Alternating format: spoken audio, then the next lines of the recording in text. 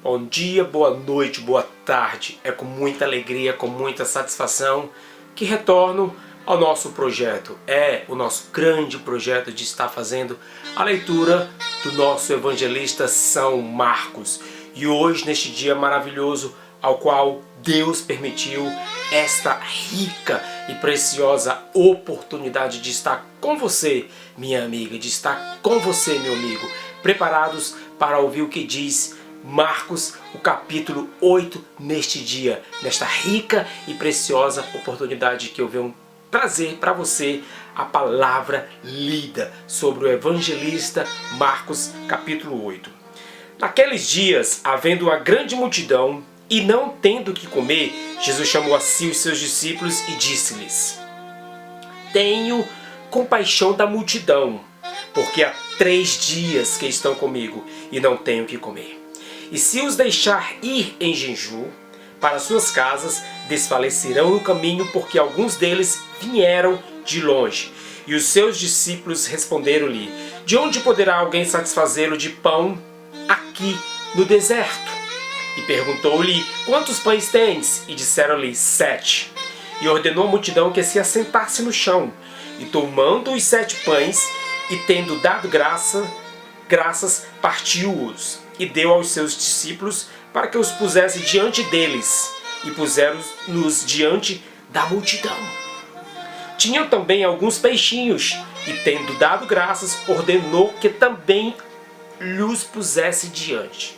E comeram e saciaram-se, e dos pedaços que sobejaram, levantaram 7 cestos. Esse foi um dos grandes milagres ao qual Jesus praticou ali em Jerusalém. E os que comeram eram quase 4.000, e despediu-se. E entrando logo no barco com os seus discípulos, foi para as partes de Dalmanuta.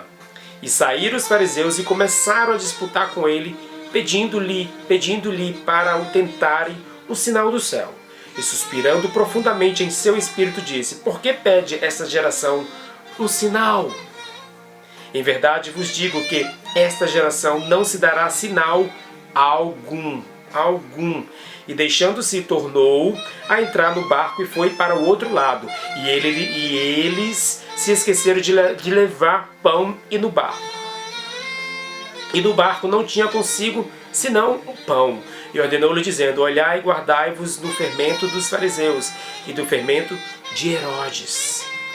Arrazoavam entre si, dizendo: É porque não temos pão. E Jesus, conhecendo isto, disse-lhe: Para que arrazoais que não tendes pão?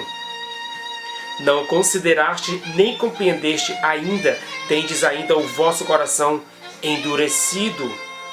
Tendo olhos, não vedes, e tendo ouvido, não ouvis, e não vos lembrais.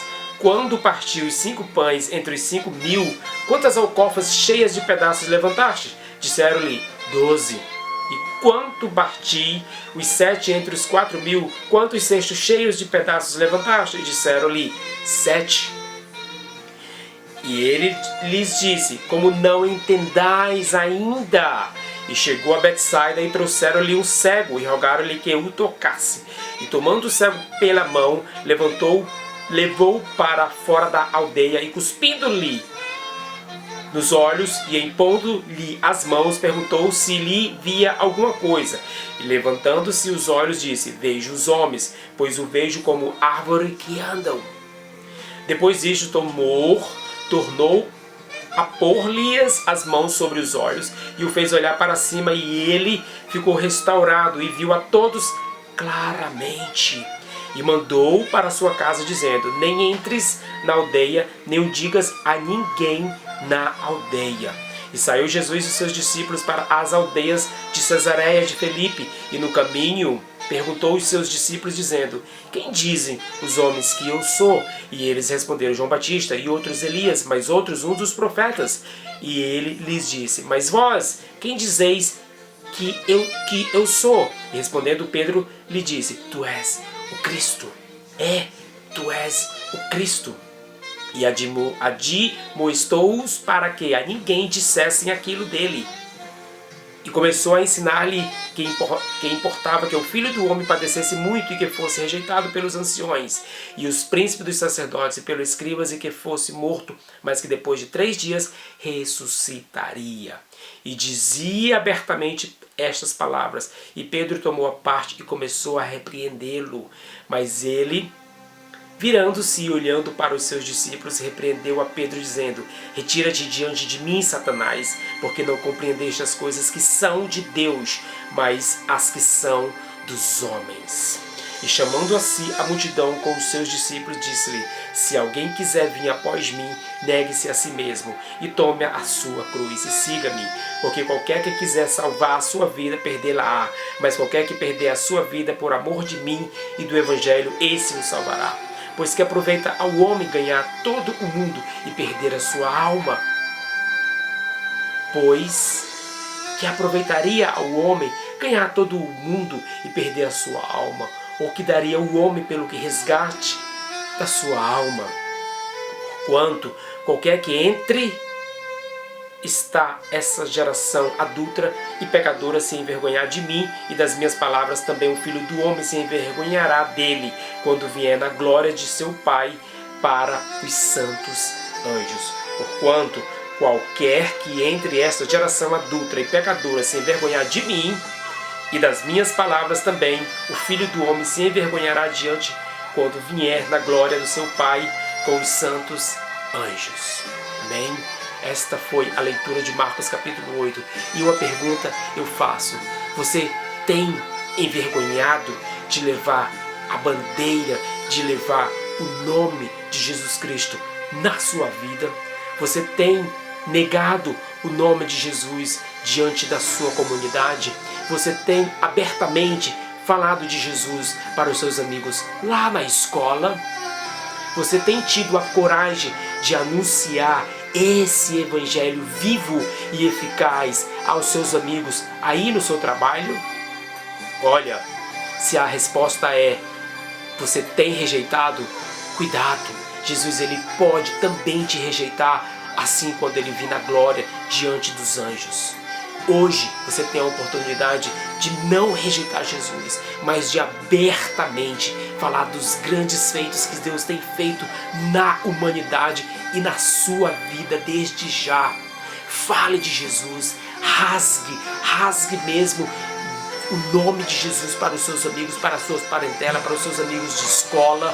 Fale o que Deus tem feito na sua vida e o muito que Deus há de fazer em glória por Cristo Jesus. Não rejeita o nome de Jesus, não apaga o que Deus tem feito na sua vida, mas dê graças, porque até aqui Deus tem cuidado da tua vida, Deus tem segurado nas tuas mãos, você tem vivido nas garras das graças de Deus, então continua vivendo nas garras da graça de Deus, porque diz a palavra que só a graça dele nos basta, porque a cada dia o nosso mal. Viva na graça dele e você vai ter uma vida abundantemente de paz, abundantemente de alegria, abundantemente energizado com a glória, com a força, com a plenitude que Deus tem para enraizar, para encher a sua vida em nome de Jesus. Neste dia, nesta tarde, nesta noite, eu peço para que você não venha rejeitar o nome de Jesus na sua vida, não venha rejeitar o nome de Jesus na sua parentela, não venha rejeitar o nome de Jesus na comunidade, entre os seus amigos, mas pelo contrário, exalte e engrandeça o nome de Deus mais e mais na sua vida. E aí você vai continuar vivendo os grandes feitos que Deus já tem feito. Eu volto a falar, eu tenho a mais pura certeza que Deus ele já tem feito grandes milagres na sua vida. Você somente tem que confessar, você somente tem que sair e espalhar e divulgar a fama, o notório de que Jesus tem feito na sua vida e em toda a humanidade. Amém?